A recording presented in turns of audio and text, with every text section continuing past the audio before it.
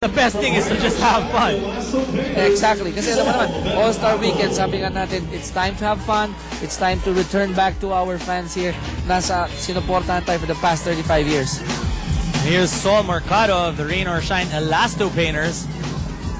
You know, going back to what I was saying earlier, Chicky, most of the guys who've won this has actually been very quick and strong. I think the strength comes in with the passing. Yung precision. Yung precision ng passing, you really have to have a lot of upper body strength.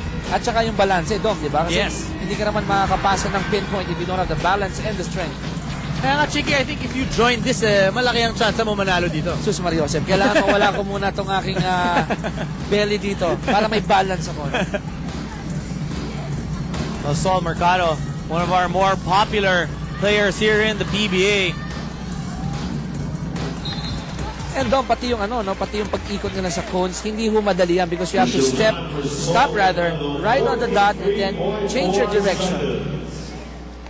43.4 seconds for Saul Mercado. So far, the quickest time, Chicky, is still from Air 21, Ron J. Buenafe with a 29.8 second time. At sumusunod dyan, of course, si Willie Miller at 34. And tingnan natin kung meron pang mas huhusay so far dito kay Ron J. or kay Willie. Well, you can see Jonas Villanueva starting out a little bit quicker than everybody else. At alam mo rin dito, Dom, pakiramdam ko yung rhythm. Kung minsan kasi pag masyado mong sinisipat yung gusto mong gawin, mas lalo ka nagmimintes. You have to go with the rhythm para one fluid motion ka lang. Yeah, really, in these types of fun events, it's really what works for you. Kailangan makakuha ka ng kumpiyansa. And like you said, you know, if you don't do too well in these events, kahit di ka manalo, you have to be able to do okay. Kung hindi, alaskado ka talaga pagdating sa hotel. Gotta remind everyone that all these players actually stay in one hotel. So Jonas Villanueva finishing with that left-hand layup. 36.8 for Jonas Villanueva. So he's running third so far in our count. So Jonas Villanueva still in the top 3. We still have from Santa Lucia, Josh Urbistondo. Ayan, isa ding mabilis na manlalaro ito. And so far, safe pa rin to si Ron J. Buenafe and Willie Miller.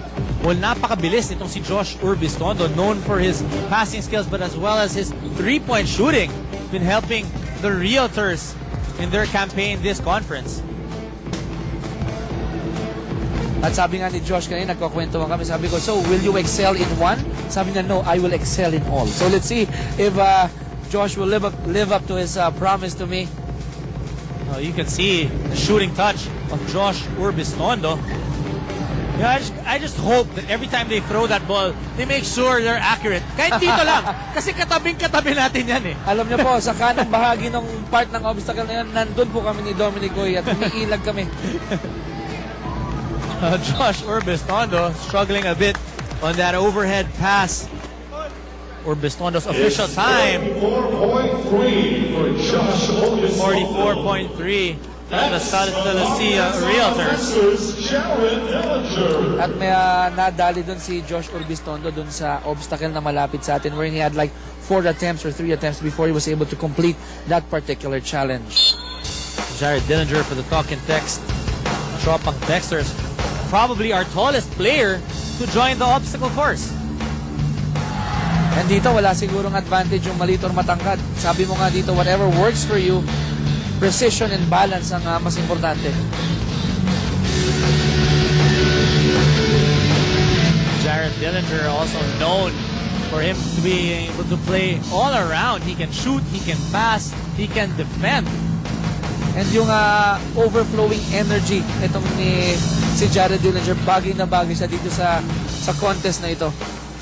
And of course, very loved by the fans here in the PBA and here in Puerto Princesa, our host for the 2010 All-Star PBA Week. And you know, the fans here inside the Coliseum, every time they're about to end the obstacle, sumisigaw sa likod natin and dunk, they really wanna dunk. So, tingnan natin kung may magbibigay ng dunk itong ating defending champion. Jared Dillinger with that 46.4 time there. And our defending champion, at yamadong-yamado. That's right. Si Paul Artadi. And that's what you were saying. He was gonna start out with a dunk, but that time, hindi umubra ito para kay Paul Artadi. So you'll have to make up for the lost time with that missed dunk. At napakabilis itong si Paul Artadi in spite of the mistakes na nagawa na niya. Well, that's what happens when you start off on the wrong foot. Yun nga yung sinasabi natin, talking about rhythm in going through this. Paul Artadi starting out with that missed dunk. At minsan, no, Dom, pag naisip mo na yung mga mintis mo, sunod-sunod na dumarating yung problema mo. Well, what happens is you try to make up for that deficiency. Paul Artadi not quitting on this three-point shot. Artadi now with that overhead pass, getting it with one try. So let's see if he's going to end it up with a dunk shot like he promised you. Nilayap na lang ni Paul Artadi. Well, Paul Artadi, official time, 57.1 for Paul Artadi. The problems of our players here, Dom, itong three-point area dun sa second part of the obstacle course, itong overhead pass din, a lot of our players had problems with those two challenges. Well, you can see different players having different problems in certain areas. Some with the layup initially, some with the overhead pass, some with a three-point shot. The one guy who really did not have any problem is that guy on your screens, Ron J. Buenafe, so far leading with a 29.8, the fastest time in this elimination round. So malalaman natin mamaya dito, Dom, kung itong mga pumasok like si Willie Miller, if I'm not mistaken, makakapag-apat kaya to dito sa ating obstacle challenge. That's our marker, of course, very popular Benji Santiago. Your participants all anticipating who will be the top three and move on to the next round. Sabi natin, going back to our mechanics, we have 10 participants, but only 3 will advance to the finals. And so far, the guy with the quickest time is Ron J. Buenafe. Let's go first to Benji Santiago with the top 3.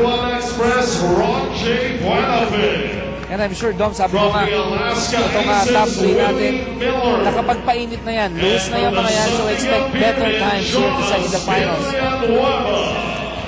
So it's Ron J. Buenafe, Willie Miller, and Jonas Villanueva rounding up our top 3. Buenafe with a 29.8, Willie Miller with a 34.8, and Jonas Villanueva with a 36.8. So Willie Miller still in the hunt for his 4th obstacle challenge crown. And alam mo, kanina si Willie Miller, as we mentioned, he only missed the last portion sa layup, no? Wherein he had like 3 attempts. Kung hindi nangyari yun, he could have probably put his time down to like 30 or 29 seconds. Well, yan ang mahirap, ano? If you start out with a layup and you miss it, just like we saw Paul Artadi, and early on, it's going to be difficult for you to get out of that and get into that rhythm. At binanggit mo, mintes, itong si Jonas, doon pa lang siya nagmintes, Dom. Well, the good thing about Jonas Villanueva that time, he made sure of the three-point shot when he took it the second time. And even that overhead pass, nakita mo yung una niyang step, he felt that he wasn't going to make it. So, step back, set himself again, and got that pass. Now Jonas Villanueva's official time here in the final round.